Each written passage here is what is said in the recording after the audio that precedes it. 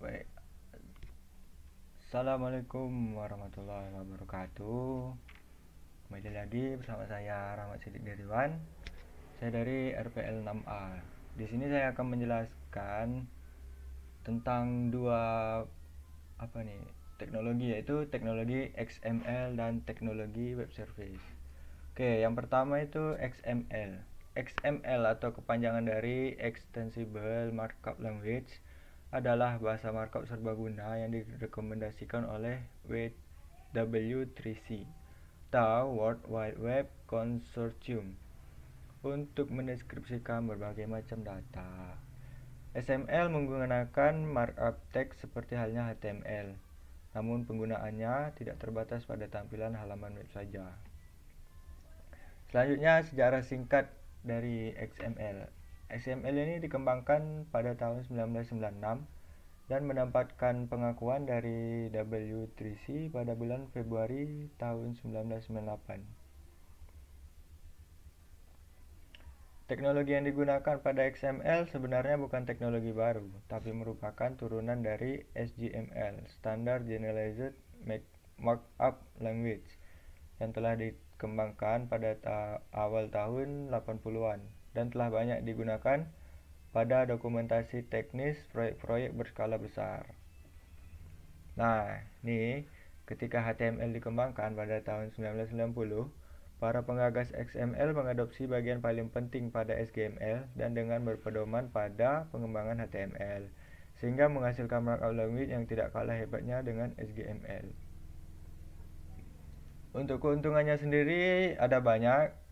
Ini beberapa keuntungan yang saya ambil.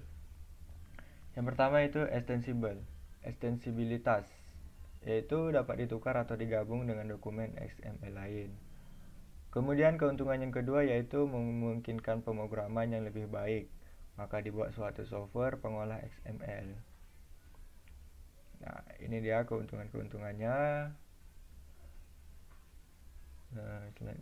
Itu bisa melakukan pencarian data yang cepat karena XML merupakan data dalam format yang struktur.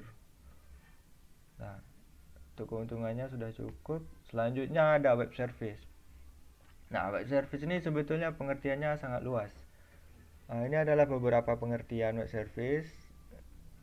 Ini secara garis besarnya nanti akan saya ringkas lagi dan akan kita bahas selanjutnya.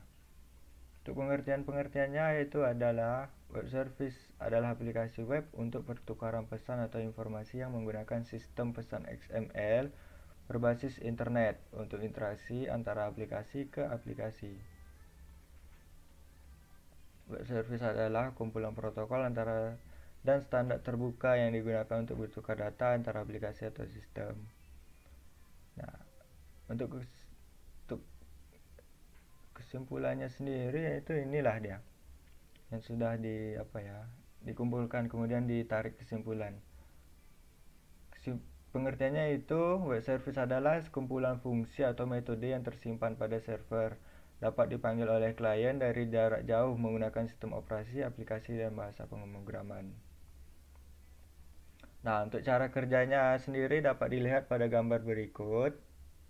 Di sini ada Java, .NET, PHP, kemudian di tengah-tengah aja ada web service, kemudian ada Java lagi, .NET, dan PHP. Itu maksudnya apa?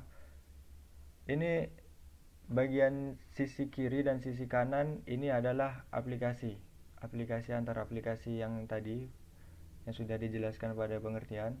Kemudian di tengah-tengahnya itu ada web service. Jadi maksudnya tuh gini, aplikasi yang bahasa Java ini meminta request kepada web service. Di aplikasi ini aplikasi pertama ya. Aplikasi pertama dengan bahasa Java merequest kepada web service. Kemudian web service memberikan responnya kepada aplikasi dalam bentuk bahasa Java juga. Ini untuk skenario dalam bentuk gambar.